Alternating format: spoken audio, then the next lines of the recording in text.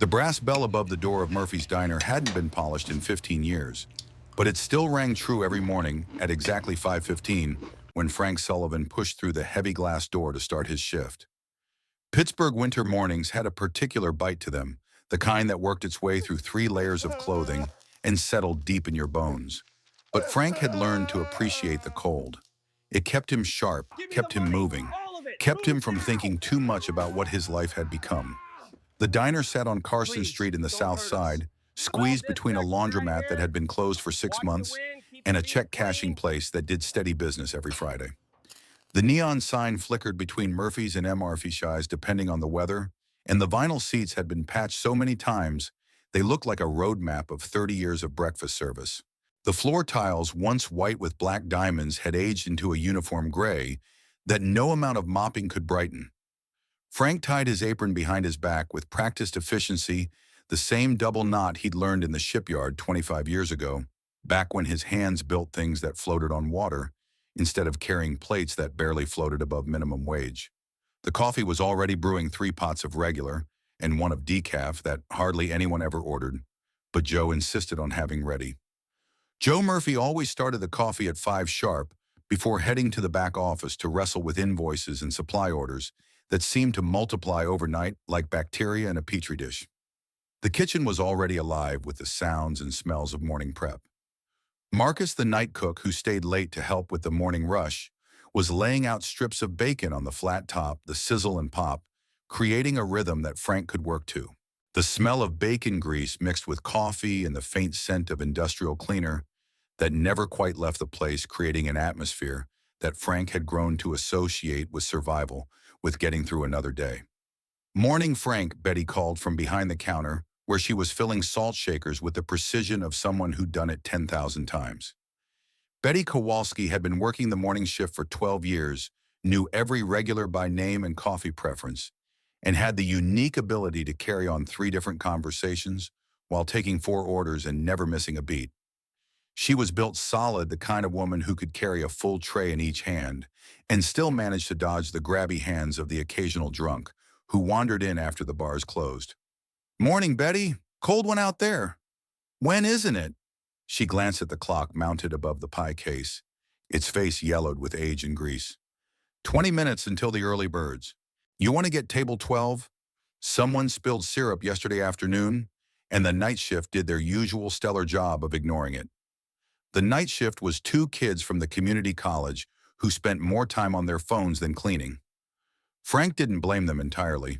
At 19, he wouldn't have cared much about properly cleaning a diner either. But at 48, with nowhere else to go, maintaining some standards felt like the only control he had left. Frank grabbed a rag and the spray bottle of industrial cleaner that could probably strip paint if you left it on long enough. Table 12 was a 4-top by the window, one of the better spots in the place when the sun came up. The booth seats were original real leather that had cracked and been repaired so many times it looked like tree bark.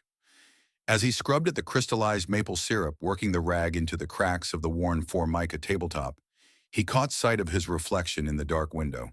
48 years old hair, more gray than brown, now lines around his eyes that hadn't been there 5 years ago.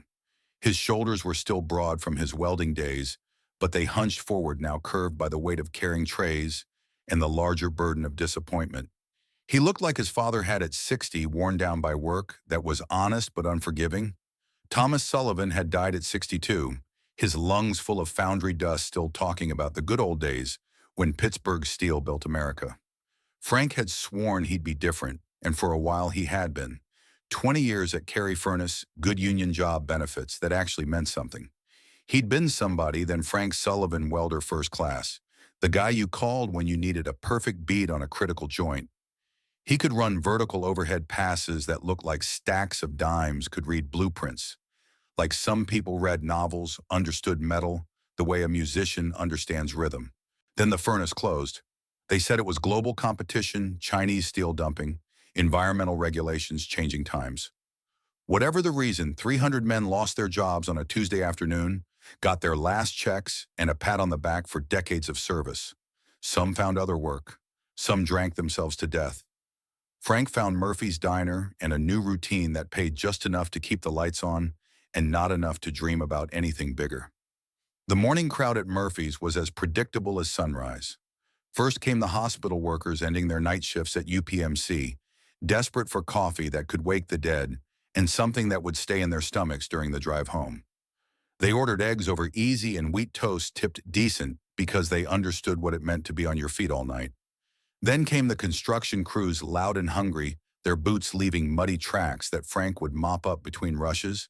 They ordered enough eggs and bacon to feed a small army, complained about the coffee being too weak, and tipped in crumpled dollar bills, pulled from pockets full of wood screws and measuring tape.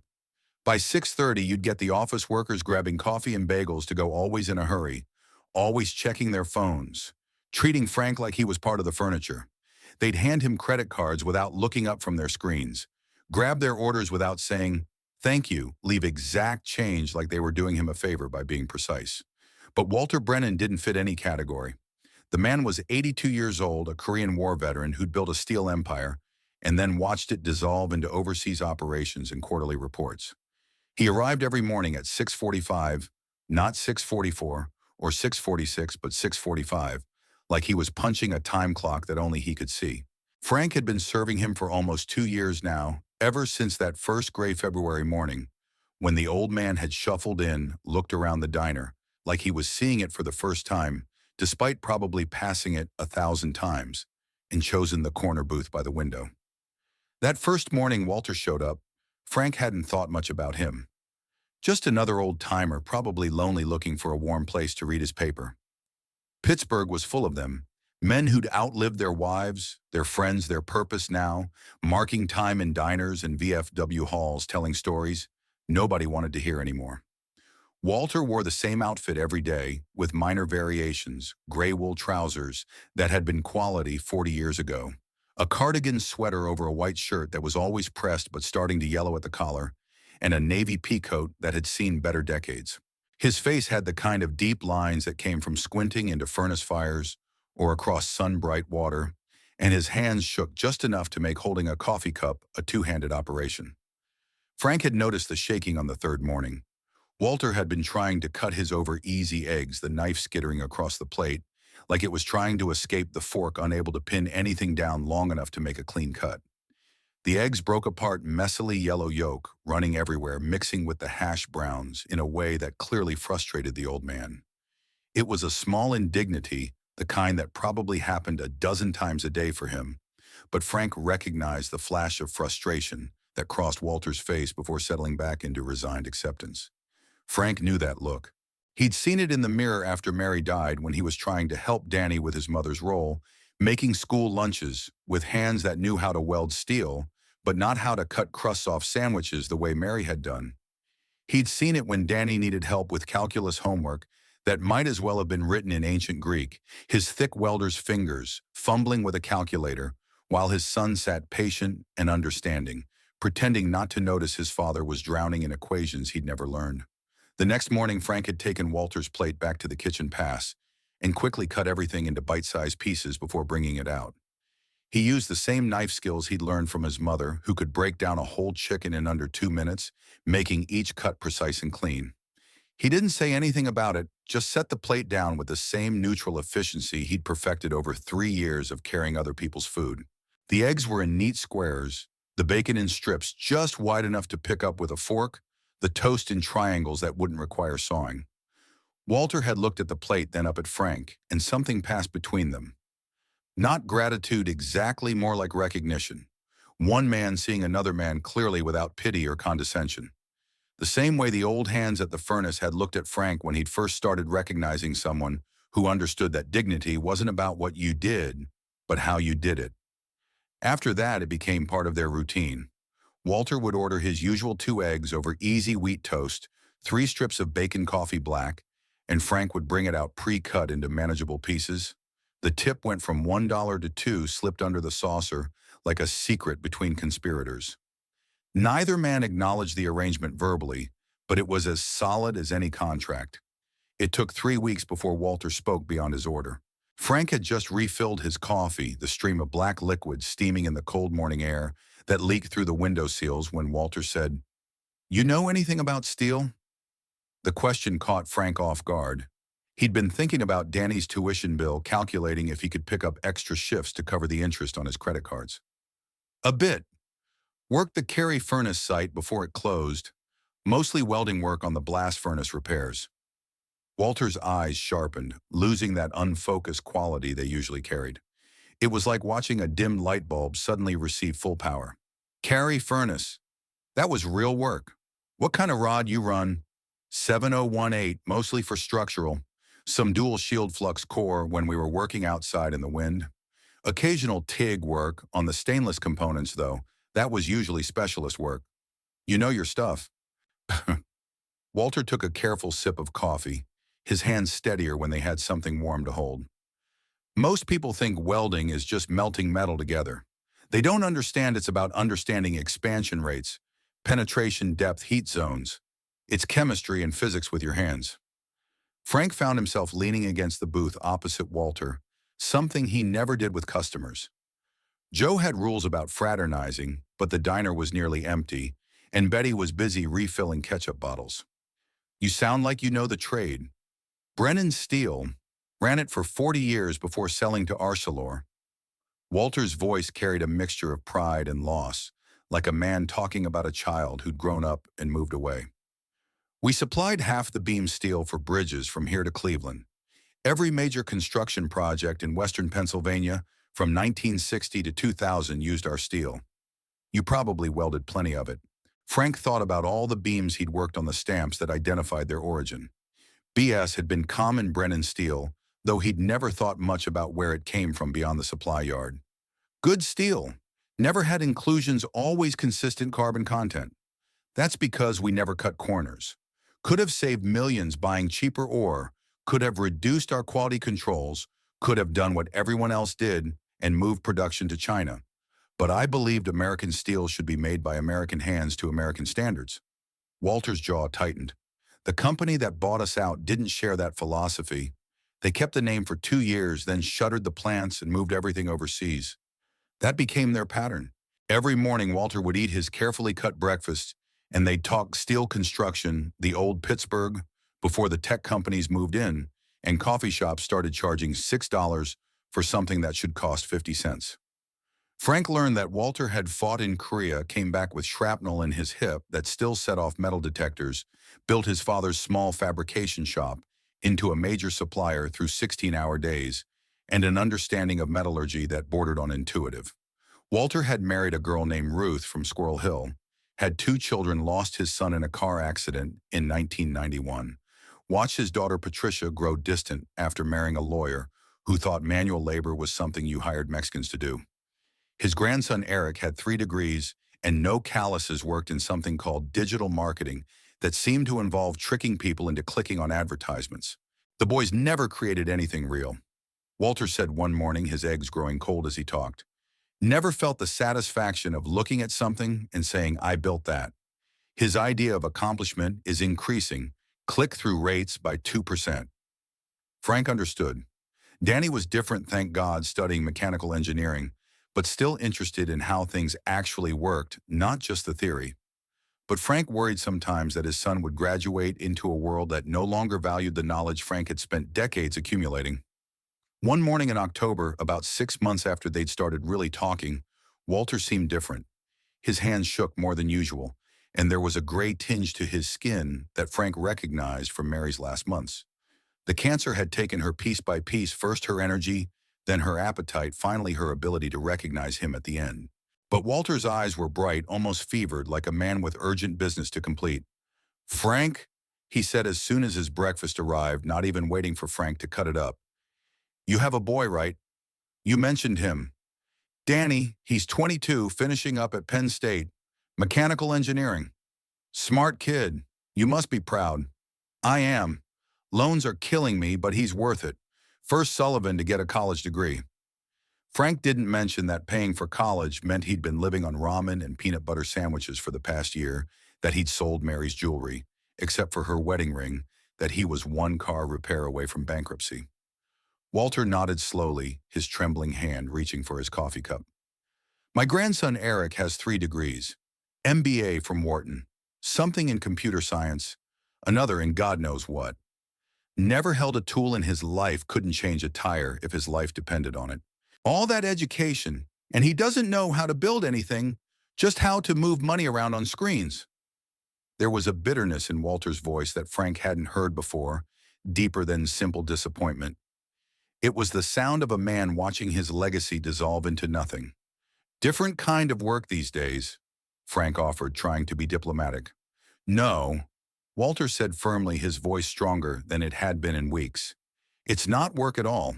Work is when you create something, fix something, make something better with your hands and your knowledge.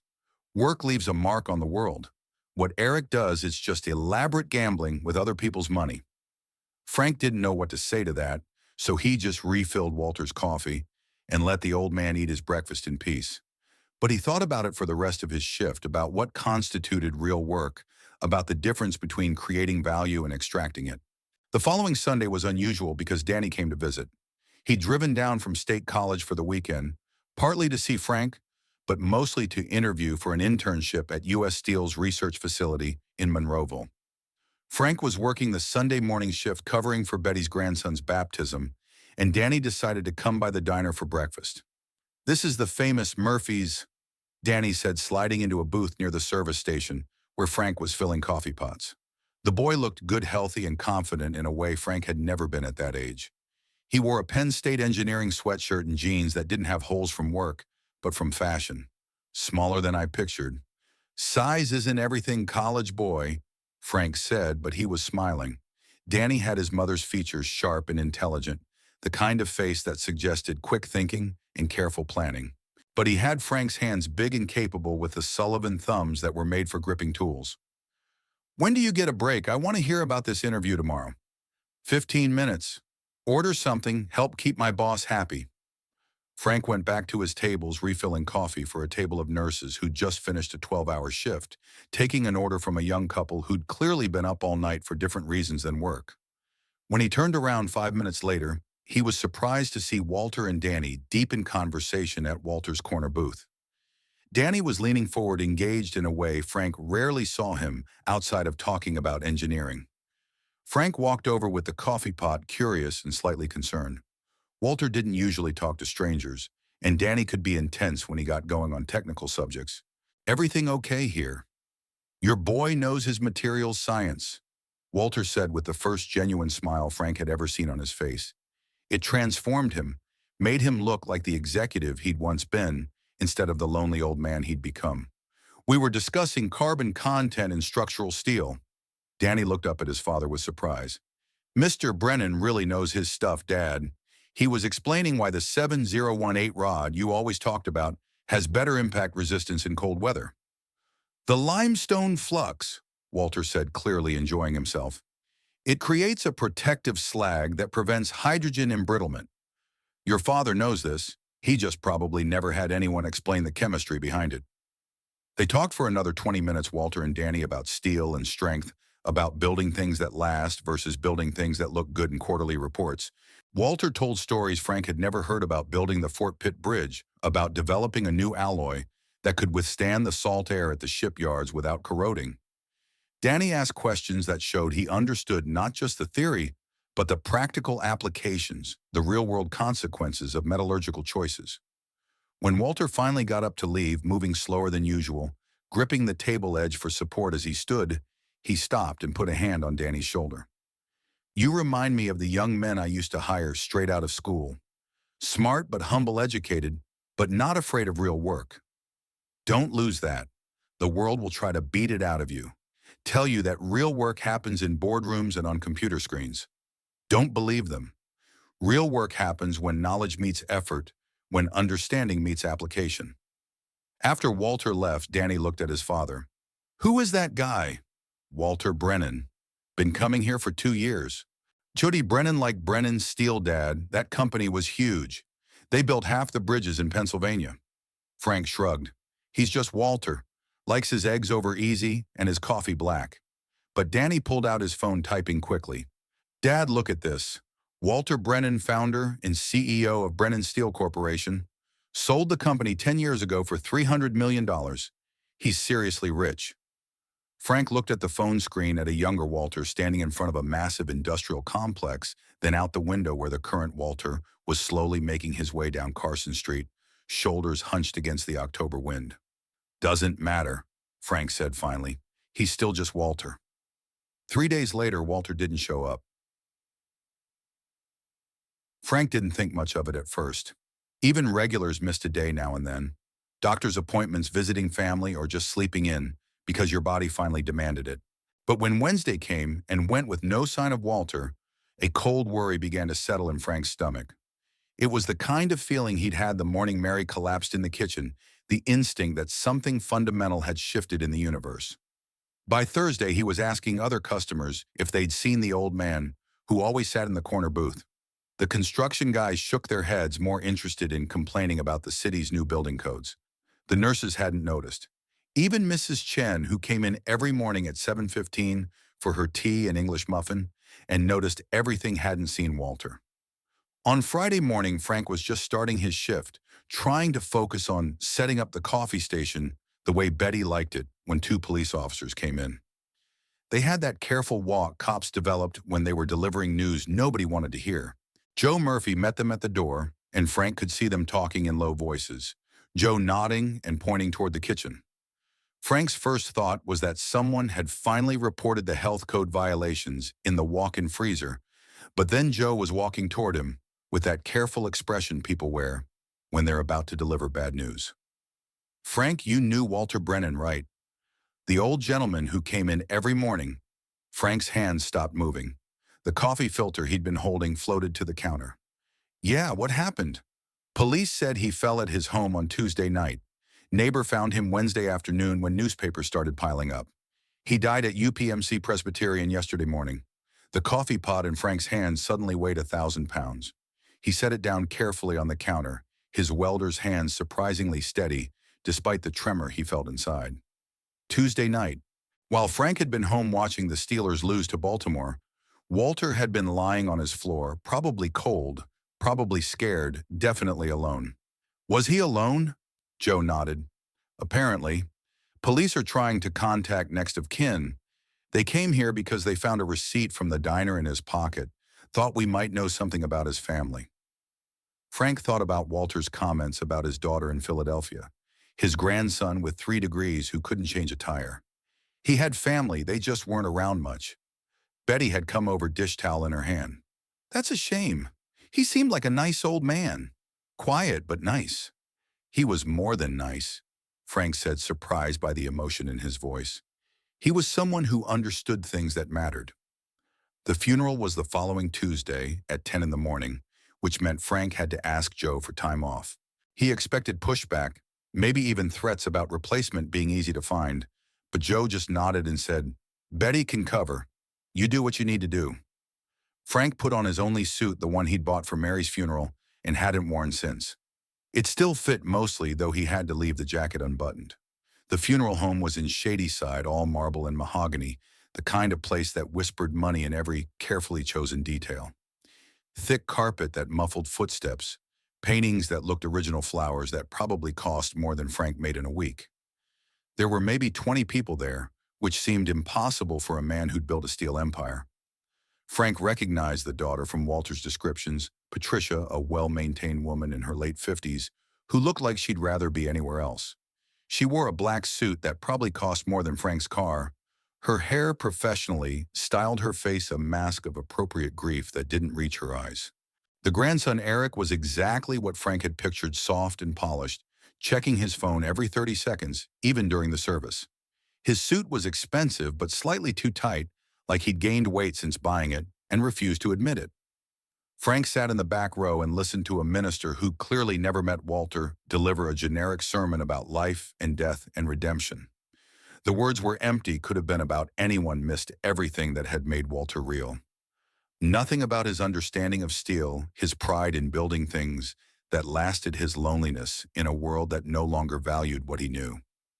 Patricia said a few words about her father's business success, about how he'd built Brennan Steel from nothing, about his charitable contributions to Carnegie Mellon's engineering program. She didn't mention his shaking hands or his daily breakfast ritual, or the way his face lit up when talking about metallurgy. Eric didn't speak at all, just stood when he was supposed to, sat when directed, looked at his phone when he thought no one was watching. When it was over, Frank stood to leave, feeling like he'd attended the wrong funeral, like the real Walter Brennan was still waiting to be properly remembered. But a man in an expensive suit intercepted him at the door. He had the kind of aggressive handsomeness that suggested good breeding and better lawyers. Mr. Sullivan, Frank Sullivan. Yeah, I'm Robert Henderson, Mr. Brennan's attorney. I need to speak with you about Mr. Brennan's estate. Frank almost laughed.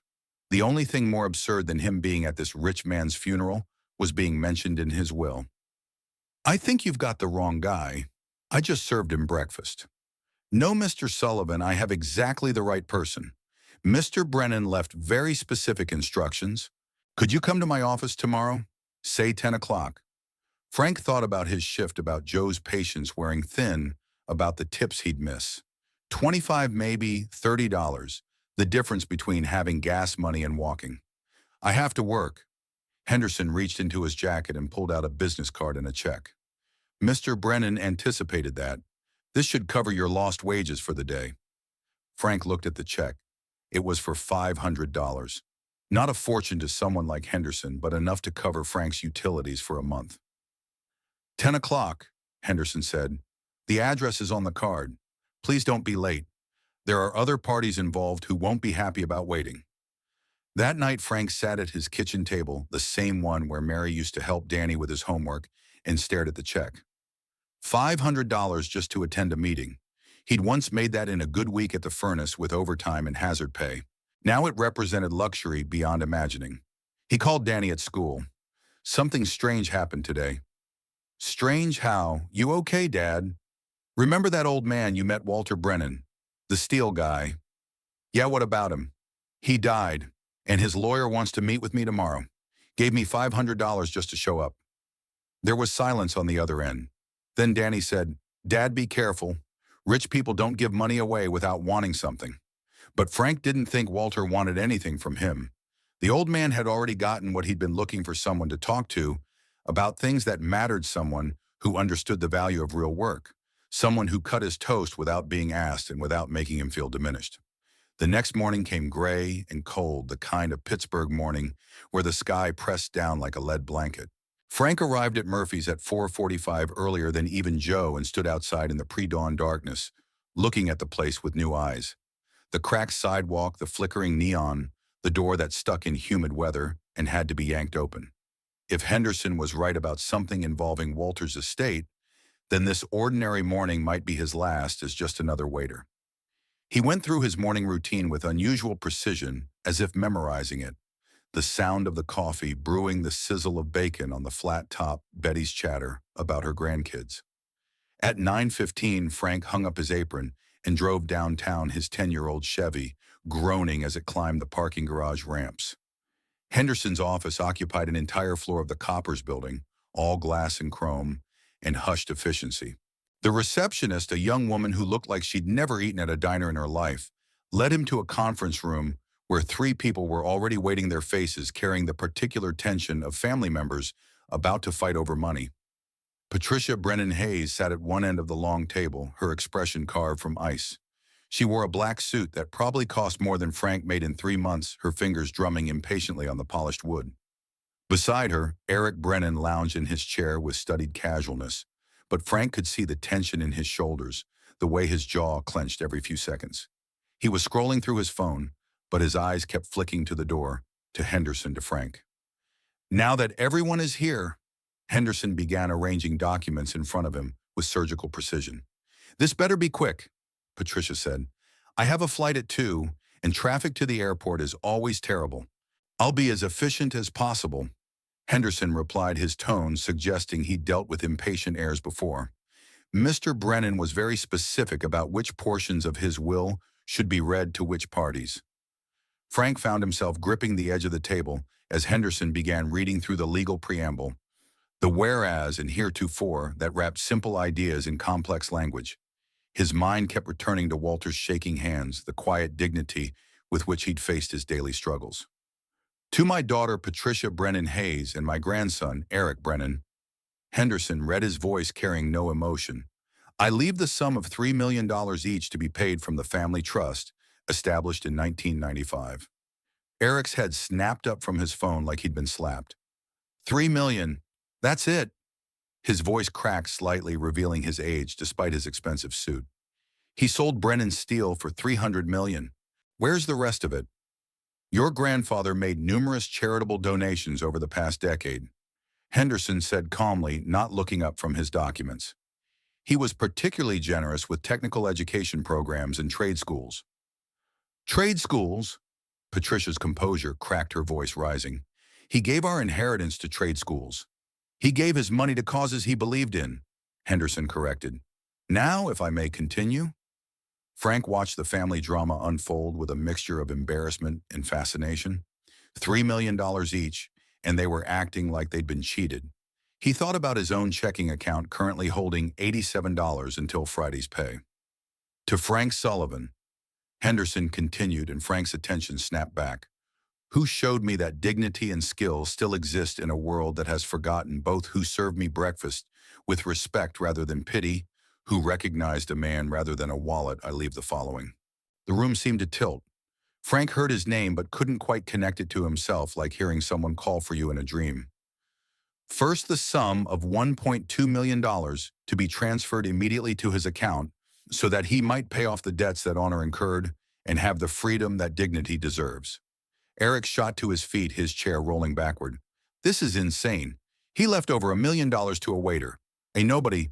Sit down, Mr. Brennan, Henderson said sharply. I'm not finished.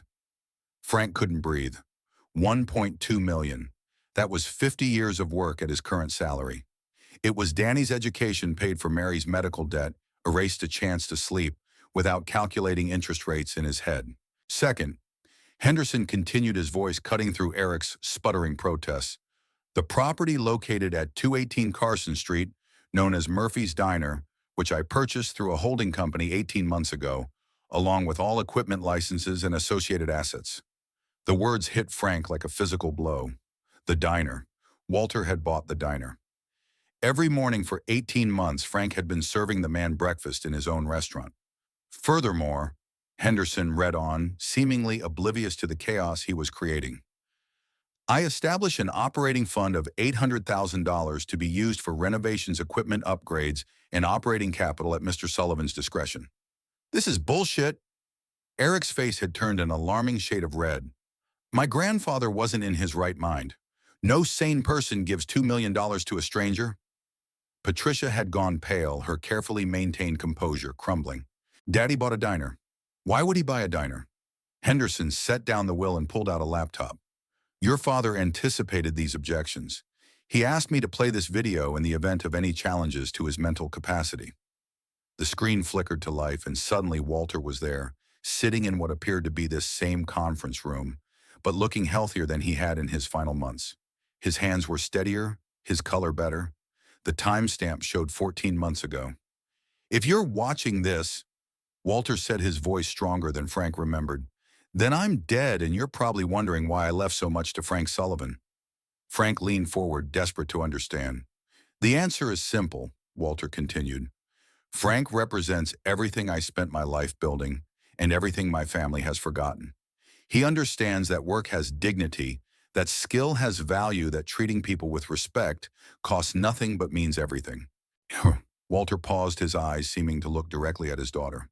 Patricia, you're my daughter and I love you, but you married for status and raised your son to value appearances over substance. You haven't visited me in 2 years except to ask for money for Eric's ventures. Patricia flinched as if struck. Eric, Walter continued, and the young man stopped pacing to stare at the screen. You have 3 degrees and no skills. You've never created anything, only consumed what others built. I've paid off your debts twice, funded 3 failed startups, and watched you burn through money like it was paper. You've never once asked me about the business I built, only about the money it generated. That's not true, Eric shouted at the screen, but Walter couldn't hear him. Frank Sullivan worked at Carey Furnace for 20 years, creating the skeleton that holds this city up. When that life ended, when the world told him his skills were obsolete, he didn't quit. He took a job that others would consider beneath him and did it with pride.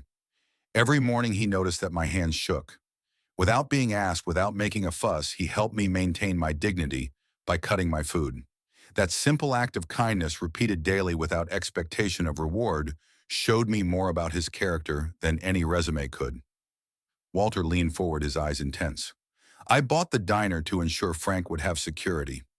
I watched him for 18 months, saw how he treated every customer with respect, how he worked doubles to pay for his son's education, how he never complained despite struggles that would break most men. He is what I was before money made me forget what mattered. The video paused and Walter seemed to gather himself. I know you'll be angry. I know you'll feel cheated.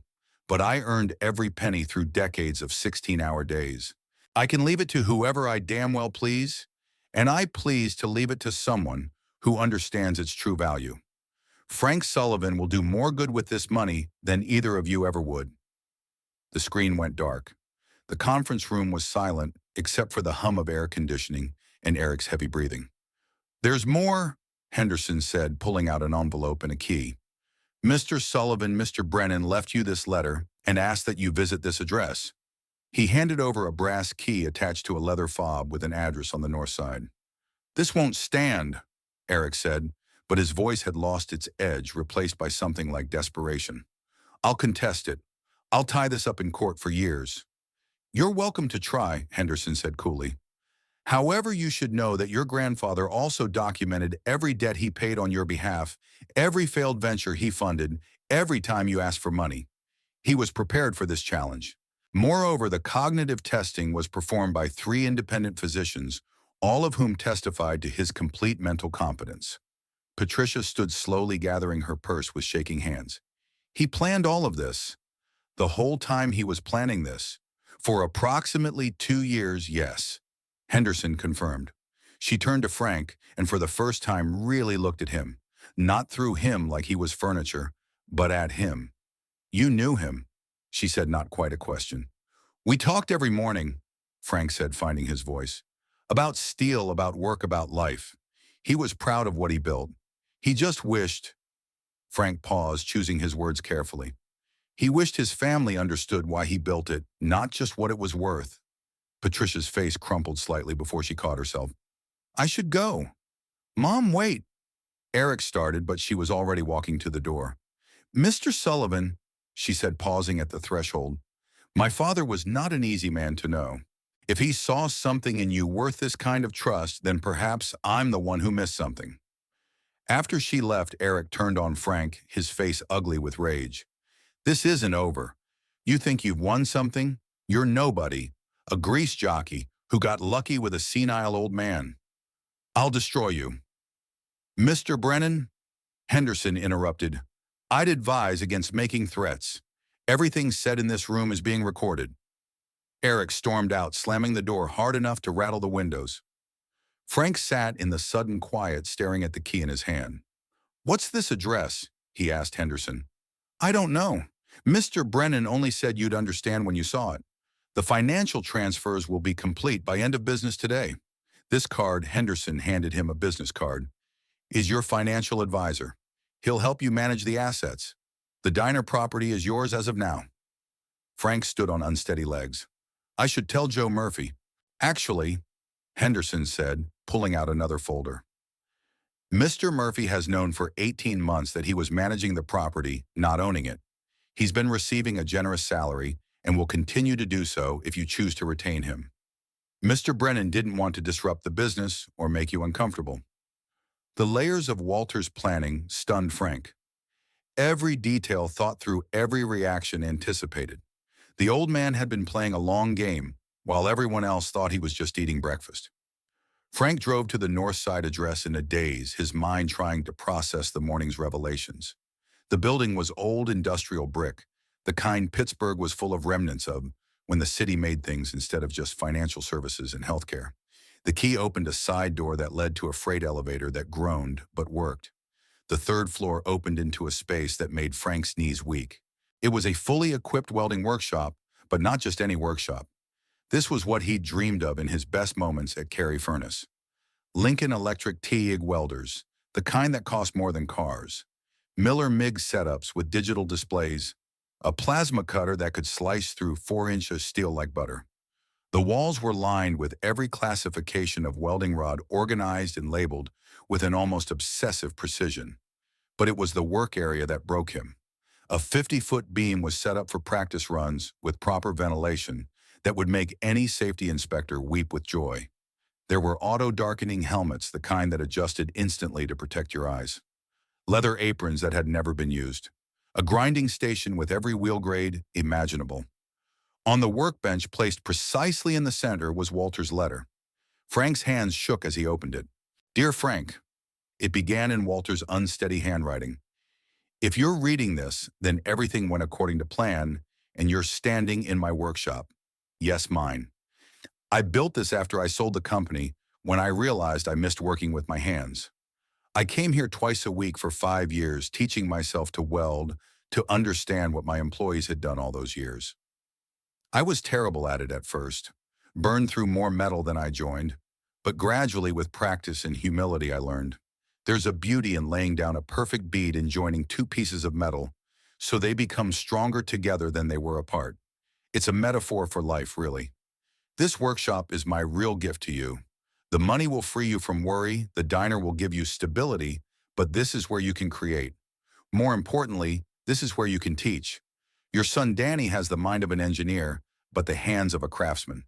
Don't let him lose that. The world needs people who understand both theory and practice. In the bottom drawer of the desk, there's something for Danny. Tell him it's for when he graduates." I spent my life building a company, Frank, but I forgot to build relationships. I forgot that the point of success is not to have it, but to share it.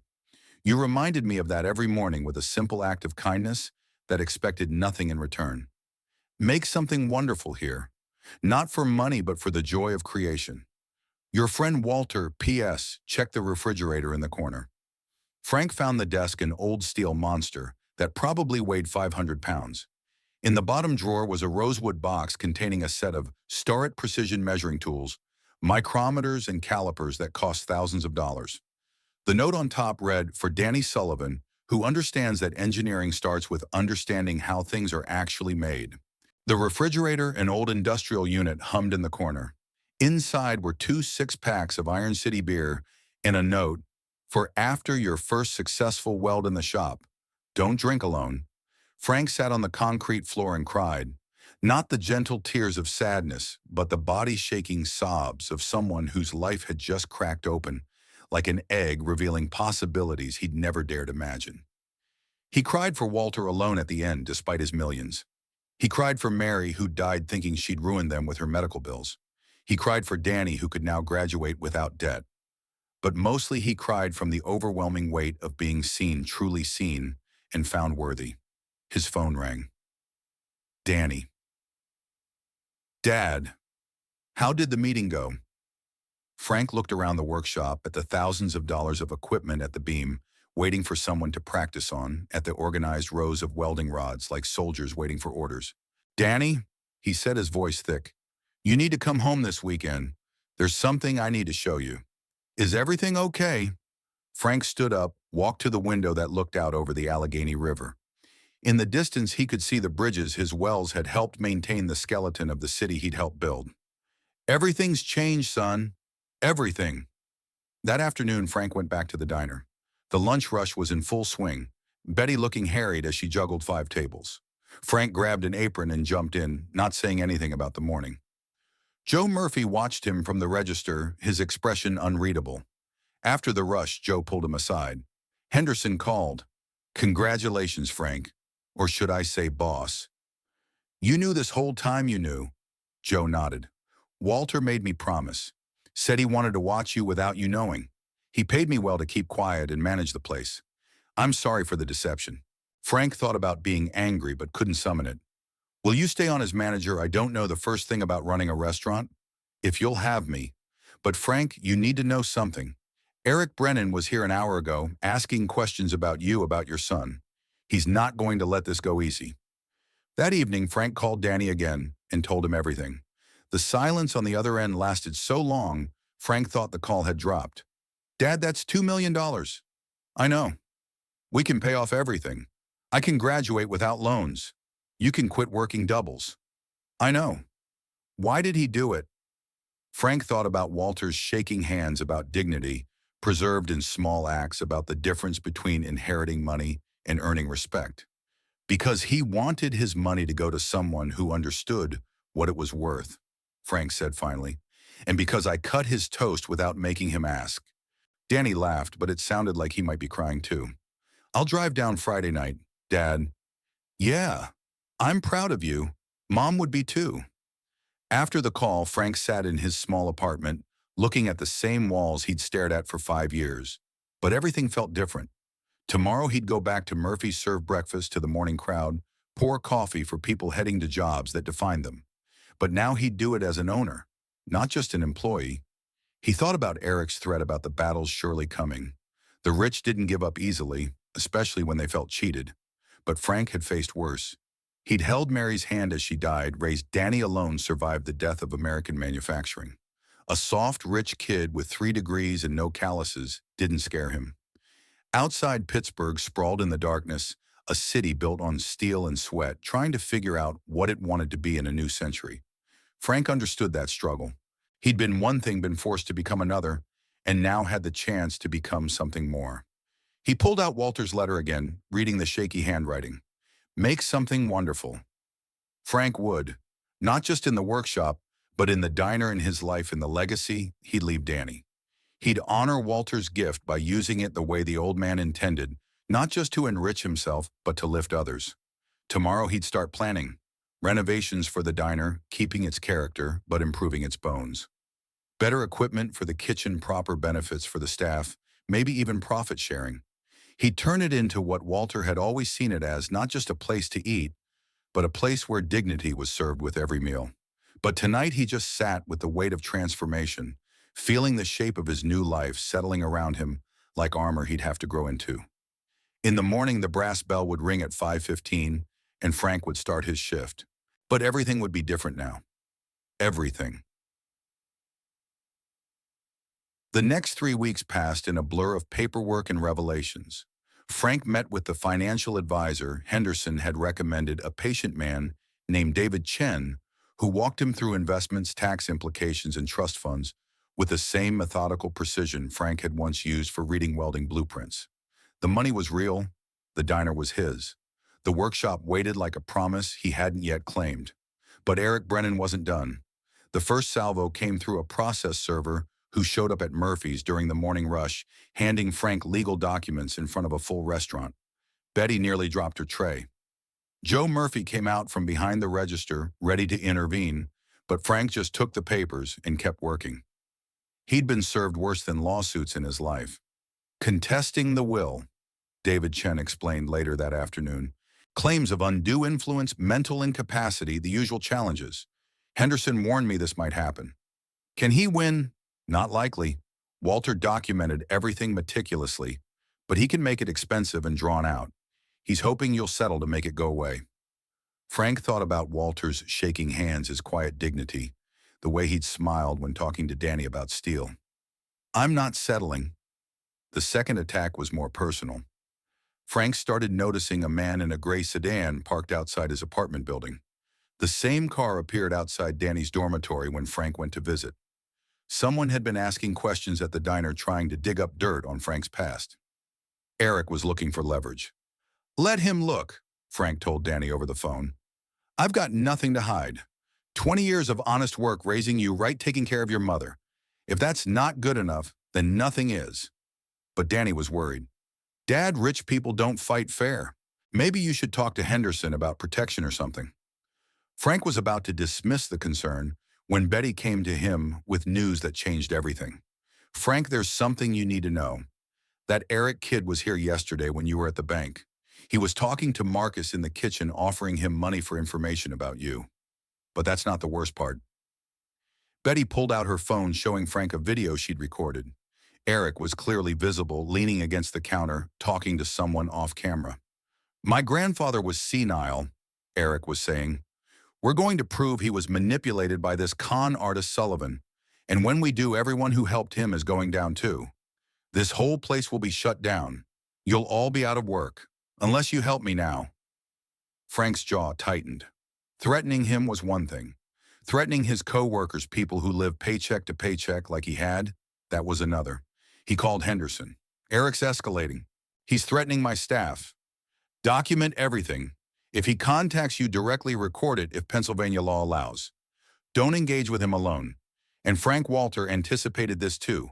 Check your mail tomorrow. The next morning, a courier delivered a package to the diner. Inside was a flash drive and a note in Walter's handwriting, for when my grandson shows his true nature. Frank plugged the drive into Joe's ancient office computer. It contained dozens of files, emails from Eric begging for money records of gambling debts, documentation of failed businesses, and most damning, a video from 2 years ago. In it, Eric was in Walter's home shouting at the old man, "You're going to die soon anyway. Why not just give me my inheritance now? What's the point of holding on to it? You can't take it with you." Walter's voice calm but tired. "The point, Eric, is that it's mine to give, not yours to take. You've never earned anything in your life. I'm your grandson. I deserve that money. You deserve what you earned, nothing more." The video ended with Eric storming out, but not before saying, "When you're gone, I'll get it all anyway. Patricia won't fight me for it." Frank saved the file and called Henderson. "This changes things, doesn't it?" "It certainly doesn't help his case. Mental capacity challenges require showing the person was manipulated or incompetent. This video shows Walter standing up to pressure from his own family." That afternoon, Frank was in the workshop, finally allowing himself to use the equipment. He was running practice beads on scrap metal, feeling the familiar rhythm return to his hands when his phone rang. It was Patricia. "Mr. Sullivan, Frank. This is Patricia Hayes. I wonder if we could meet." They met at a coffee shop downtown, not the $6 latte kind, but a regular place where construction workers grabbed their morning caffeine. Patricia looked out of place in her designer clothes, but she didn't complain. "I owe you an apology." She started stirring sugar into her coffee with careful precision. "I've been thinking about what my father said in that video, about valuing appearances over substance. He was right." Frank waited, letting her find her words. "I didn't know he was going to the diner every morning. We hadn't really talked in 2 years. I was angry that he sold the company, thought he should have kept it in the family. But Eric would have destroyed it within a year." "Why are you telling me this?"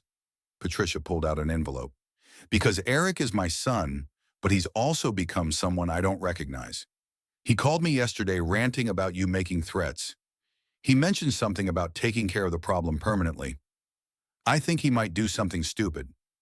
Frank's blood chilled. "You think he'd actually try to hurt someone?" "I don't know, but I wanted to warn you. And to give you this." She pushed the envelope across the table. "It's a letter withdrawing any support for Eric's challenge to the will. I won't help him fight you." "This must be hard for you." Patricia's composure cracked slightly. "My father was right. Eric has never built anything, never created anything. He just consumes. Maybe losing this inheritance will finally force him to grow up." She stood to leave, then paused. "Take care of the diner, Mr. Sullivan. My mother used to take me there when I was little, before father had money. It was one of the few places where he seemed happy." After she left, Frank called Danny. "Come home this weekend. Bring your stuff from the dorm." "Dad, what's wrong?" "Maybe nothing, but I'd feel better if you were here for a few days." That Friday night, Danny arrived with a carload of engineering textbooks and dirty laundry. Frank showed him the workshop, watched his son's eyes go wide at the equipment. "This is incredible." Danny breathed, running his hands over a TIG welder like it was a holy relic. "This stuff is better than what they have at school. It's ours now, yours to use whenever you want." They spent Saturday in the workshop, Frank teaching Danny the finer points of welding, things you couldn't learn from books. How to read the color of the metal, how to adjust for wind and cold, how to know by sound when the penetration was perfect. It was the kind of knowledge passed from father to son for generations, the inheritance that mattered more than money. Sunday morning, they went to the diner together. Frank was teaching Danny how to work the register when chaos erupted. It happened fast. Eric burst through the door at 7:30, wild-eyed and smelling of alcohol. He had something in his hand that Frank first thought was a gun, but realized was a tire iron. "You took everything," Eric screamed, waving the iron bar. "My inheritance, my future, everything." The diner was half full. Betty dropped behind the counter. Two construction workers stood up ready to intervene, but Frank held up a hand. Eric, put that down. Let's talk about this. Talk? You conned my grandfather. You're nobody, a worthless welder who couldn't even keep his job. Eric swung the tire iron, smashing it into the register, sending the drawer flying open, coins scattering across the floor. Danny started forward, but Frank grabbed his arm, holding him back. Your grandfather made his choice, Frank said, keeping his voice calm. He documented everything. You know you can't win this. I don't have to win in court, Eric snarled, raising the tire iron again. I just have to make you disappear. He lunged at Frank, the tire iron whistling through the air. But 20 years of industrial work had given Frank reflexes and strength that Eric's gym membership couldn't match. Frank sidestepped, grabbed Eric's wrist, and applied a joint lock he'd learned from an ex-Marine at Cary Furnace. The tire iron clattered to the floor. Stop, Frank said quietly. You're better than this. No, I'm not. Eric was crying now, all his rage collapsing into desperation. I'm nothing. 3 degrees and I'm nothing. My grandfather was right. I've never built anything, never made anything. I'm a failure. Frank could have held him for the police, could have pressed charges, ended any chance of Eric challenging the will. Instead, he did something that would have made Walter proud. He let go. You're 29 years old, Frank said. You've got 50 years to build something. Your grandfather didn't make his fortune until he was 40. You're not a failure. You just haven't started yet. Eric collapsed into a booth sobbing. Betty called the police anyway, but Frank refused to press charges. He needs help, not jail. Patricia arrived before the police, having somehow heard about the incident. She looked at her son drunk and crying in a diner booth, then at Frank. Thank you, she said simply, for not destroying him when you could have. The police took Eric for psychiatric evaluation. Patricia promised to get him into rehab therapy, whatever he needed. As they left, she turned back to Frank. My father saw something in you I didn't understand. Now I do. You could have crushed Eric legally and physically. Instead, you showed him mercy. That's strength. The next morning, Monday, the diner was busier than usual. Word had spread about the confrontation, and people came to gawk, but stayed for the food. Frank worked his shift like nothing had happened, pouring coffee, taking orders, maintaining the dignity of routine. At 11, just as the breakfast rush was ending, the door chimed and a group of men walked in. Hard men wearing work clothes and steel-toed boots, faces weathered by years of outdoor labor. Frank recognized some of them from Cary Furnace. Frank Sullivan, the lead man said. He was huge, 6'4", at least arms like bridge cables. Yeah, Tom Morrison. I worked blast furnace number 2 when you were doing repairs. Heard you had some trouble yesterday. It's handled. Tom looked around the diner, then back at Frank. We also heard you own this place now, and that you're planning to fix it up, maybe hire some people. Maybe. Well, bunch of us from the old days were between jobs. If you need work done, construction, electrical, whatever, we're available. And Frank, he lowered his voice, anyone gives you more trouble, you call us. We look after our own. They left after ordering coffee to go, but the message was clear. Frank wasn't alone. The Brotherhood of Steel Workers, the men who'd built Pittsburgh with their hands, they remembered him. 3 weeks later, Eric's challenge to the will was formally withdrawn. Henderson called with the news. Patricia convinced him. She also got him into a program. Rehab first, then vocational training. He wants to learn a trade. Good for him, Frank said, and meant it. Over the next month, Frank transformed. He kept working morning shifts, but in the afternoons, he learned the business. Joe Murphy proved an excellent teacher, showing him food costs, labor percentages, vendor negotiations. The diner started making improvements small, at first a new coffee machine, better lighting, fixed air conditioning, then larger ones. Frank hired 2 of his old co-workers from the furnace men who needed second chances like he'd gotten. He raised everyone's wages, instituted profit sharing, created a small emergency fund for staff who hit hard times. The diner became what Walter had envisioned, not just a place to eat, but a community. Danny graduated in May. Frank sat in the audience at Penn State wearing a new suit that actually fit, watching his son receive his mechanical engineering degree. Danny had already accepted a job at a Pittsburgh firm specializing in infrastructure, building bridges, like his father had helped maintain. After the ceremony, Danny introduced Frank to his professors, telling them about the workshop about the equipment. One professor, intrigued, asked if Frank would consider hosting internships, teaching practical welding to engineering students. They know the theory, the professor said, but they don't know how things actually get built. Frank thought about Walter's letter about making something wonderful. Yeah, I could do that. That evening, Frank and Danny went to the workshop. They opened beers from Walter's refrigerator, now kept stocked, and sat looking at the equipment that had changed their lives. I've been thinking, Danny said, we could do more with this place. Not just teaching welding, but real skills training. For kids aging out of foster care veterans, people who need second chances. Frank smiled. It was exactly what he'd been thinking too. Walter would like that. We could call it the Brennan Institute for Technical Arts. No, Frank said. Walter didn't want his name on things. We call it the Carson Street Workshop. Keep it simple. Keep it about the work. They clinked bottles, father and son, planning a future neither could have imagined a year ago. 6 months later, the workshop was training its first cohort of students, 12 men and women learning skills that couldn't be outsourced or automated. Frank taught welding, Danny assisted with technical drawing and computer-aided design, and Tom Morrison from the furnace taught structural steel. The door opened one morning and Eric Brennan walked in. He was different now, thinner but healthier, his expensive clothes replaced with work boots and jeans. Mr. Sullivan, he said, his voice uncertain. Frank, Eric. I know I don't have any right to ask, but I was wondering if maybe you'd consider taking me on as a student. I want to learn how to build something real.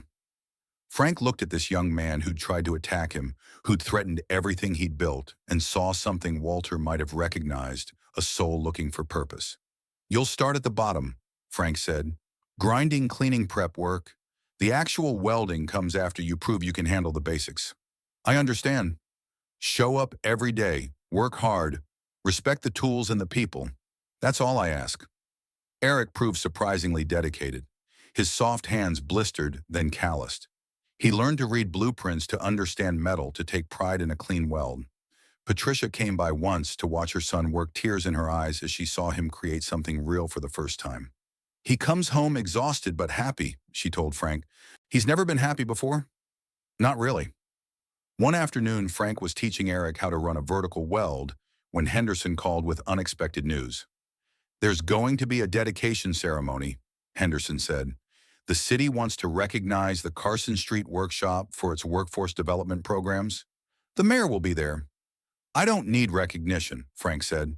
It's not about you. It's about the program. The publicity will help you get more funding, help more people.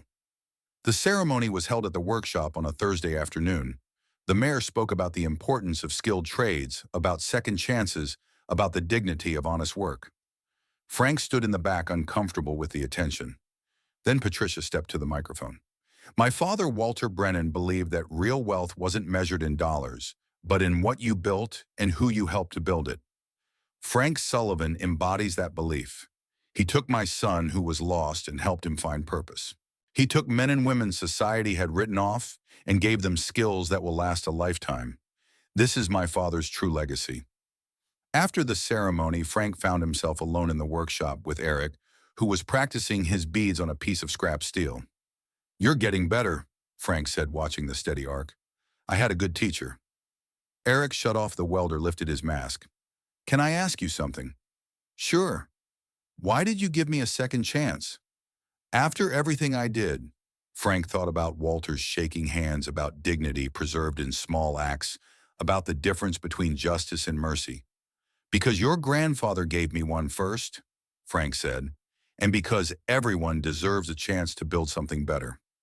Murphy's Diner thrived under Frank's ownership. He never changed the name, never modernized beyond necessity. It remained what it had always been, a place where working people could get good food at fair prices, where dignity was served with every meal. The corner booth, Walter's booth, bore a small brass plaque, reserved for those who need to be seen. Every morning, Frank still worked the breakfast shift. He'd pour coffee for construction workers, take orders from nurses, chat with regulars who'd become friends. And sometimes when an elderly person came in alone, moving carefully, struggling with the simple tasks that age makes difficult, Frank would guide them to Walter's booth, cut their food without being asked, and remember the man who changed his life with a gift disguised as an inheritance. One morning, exactly 2 years after Walter's death, Frank was refilling coffee when Danny walked in with news. "Dad, remember that bridge rehabilitation project I've been working on? The Birmingham Bridge." "Yeah, they need specialized welding for the structural repairs. My firm wants to subcontract it to the Carson Street workshop. They want you to lead the crew." Frank set down the coffee pot, his hand steady. "Building bridges again. Rebuilding them, actually. Making them stronger. It's a 6-month contract, good money. You could train Eric and the others on real infrastructure work." Frank looked around the diner at Betty taking orders, at Joe working the register at the booth where Walter used to sit. Then he looked at his son, the engineer, who still understood that things had to be built before they could be designed. "Tell them yes," Frank said. That afternoon, Frank stood on the deck of the Birmingham Bridge, 200 feet above the Monongahela River, teaching Eric and 3 other students how to weld in the wind. The city sprawled beneath them, a testament to generations of builders, each one adding their strength to the whole. As Frank watched Eric lay down a perfect beat on a critical joint, he heard Walter's voice in the wind. "Real work happens when knowledge meets effort, when understanding meets application." The workshop continued to grow. Within a year, they were training 50 students with a waiting list. Danny designed a curriculum that combined theoretical knowledge with practical skills. Tom Morrison brought in other veterans from the steel industry, men with decades of experience, who thought their knowledge was obsolete until they found students eager to learn. Patricia became an unexpected advocate, using her connections to secure funding and contracts.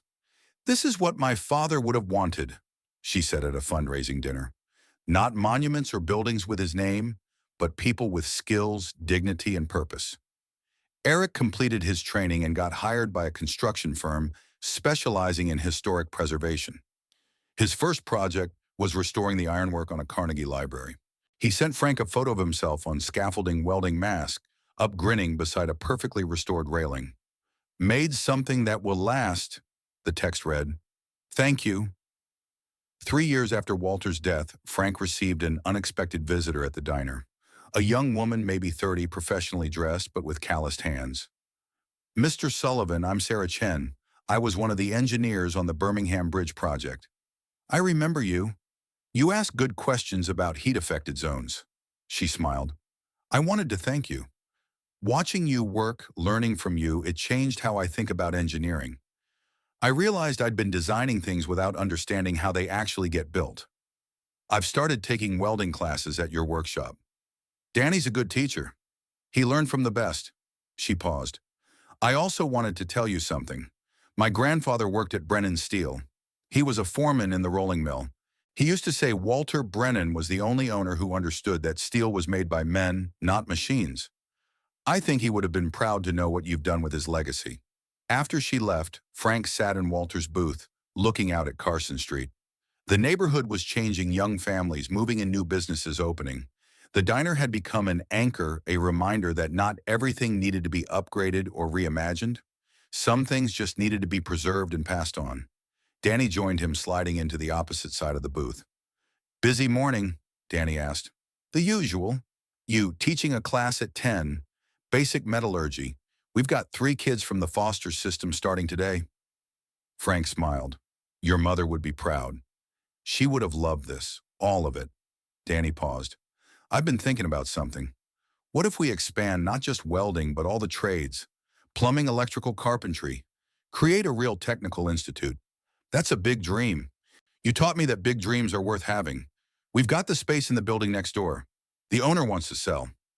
Frank thought about Walter, about building things that last, about legacy measured not in dollars, but in lives changed. "Let's look at the numbers," Frank said. 5 years after Walter's death, the Carson Street Technical Institute occupied 3 buildings and trained 200 students annually. Frank still worked the morning shift at the diner 3 days a week, still cut toast for those who needed it, still remembered the lesson Walter had taught him, that dignity existed in small acts of kindness, repeated without expectation of reward. Eric had started his own restoration company, specializing in historic ironwork.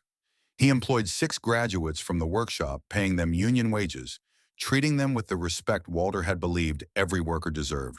Patricia had become board chair of the institute using her business acumen to secure sustainable funding.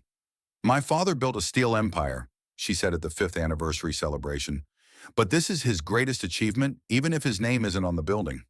Tom Morrison had developed a program for veterans teaching them to translate military skills to civilian trades. "Frank gave me purpose when I thought I was done," he told the graduation class. "Now I get to pass that on." The diner remained unchanged, a constant in a transforming neighborhood. The corner booth was never empty. If it wasn't occupied by someone who needed to be seen, Frank would sit there himself reading applications from prospective students, planning curriculum with Danny, or just watching the street life flow past. One winter morning, the bell rang at 6:45, and an elderly man shuffled in. He wasn't Walter, would never be Walter, but he was alone and moved carefully, gripping a cane with arthritic hands. Frank guided him to the corner booth. "Coffee, please, black." When Frank brought his breakfast, everything was cut into manageable pieces. The man looked at the plate, then up at Frank, and something passed between them. Recognition, gratitude, dignity preserved. "Thank you," the man said quietly. "No problem. Take your time." As Frank walked away, he glanced at the brass plaque on the booth. Below the original inscription, Danny had added a new line, "In memory of Walter Brennan, who saw everyone." The bell rang again. More customers. Frank picked up the coffee pot and went to work, owner of a diner, founder of an institute, rebuilder of bridges. But at heart, still the same man who'd noticed an old man shaking hands and acted without being asked. The workshop hummed with activity. Students learned to weld, to build, to create things that would outlast them. The Birmingham Bridge carried thousands of commuters daily, its joints strengthened by Frank's work and his students' growing skills. The city's infrastructure, once crumbling, was being rebuilt by hands that understood the value of honest work. Frank thought about Walter often, especially in the early morning when the diner was quiet and the coffee was just starting to brew. He'd imagine the old man walking through the door, shuffling to his booth, ordering his usual. He'd imagine telling him about the workshop, the institute, the lives changed. "You did this," Frank would say in his imagination. "All of it." And Walter would smile, that rare smile that transformed his face, and say, "No, Frank, you did. I just gave you the tools." One evening, Frank and Danny stood on the roof of the institute, looking out over Pittsburgh as the sun set behind the bridges. The city's bones were visible in the fading light, the steel skeleton that held everything up, built by generations of workers whose names were forgotten, but whose work endured. "Think we've made something wonderful?" Danny asked.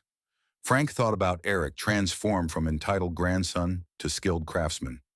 About Tom Morrison finding purpose in teaching after thinking his useful days were done. About the hundreds of students who'd passed through the workshop, each one carrying forward the knowledge of how to build, how to create, how to work with dignity. "Yeah," Frank said, "I think we have." As darkness settled over, the city lights began to flicker on in homes and businesses, each one a small beacon in the gathering dark. The institute's windows glowed with warm light, night classes in session, the sound of hammers and saws and welding arcs, creating a symphony of creation. The brass bell at Murphy's Diner would ring again at 5:15 tomorrow morning. Frank would be there, ready to serve coffee, take orders, and watch for those who needed to be seen. The workshop would open at 7, students arriving eager to learn. Danny would teach, Eric would build, Tom would guide, Patricia would advocate. And somewhere, in whatever came after this life, Walter Brennan would know that his true fortune had been invested wisely, generating dividends not in dollars, but in dignity, not in profits, but in purpose, not in monuments, but in the simple, profound act of one person seeing another clearly and helping without being asked. The work would continue. Steel would be joined. Bridges would be strengthened. Food would be served with respect. Skills would be passed from hand to hand, generation to generation, the true inheritance that no market crash could destroy, no lawsuit could challenge, no time could diminish. Frank smiled, looking out at his city, his home, the place where he'd learned that real worth came not from what you had, but from what you built, not from what you kept, but from what you gave away, not from being seen, but from seeing others. The bell would ring tomorrow at 5:15. Frank would be ready. The work would continue. The legacy would endure.